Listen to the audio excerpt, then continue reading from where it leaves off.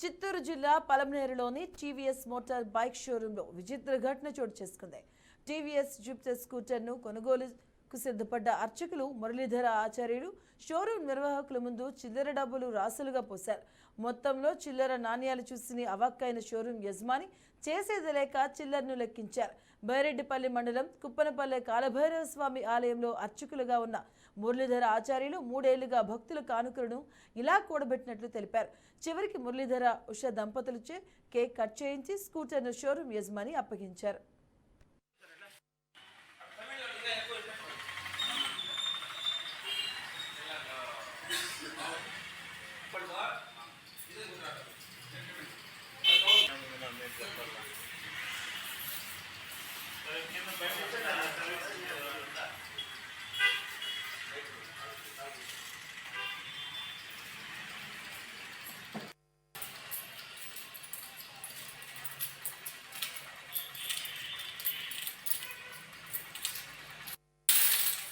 నేను వీళ్ళు చెప్పి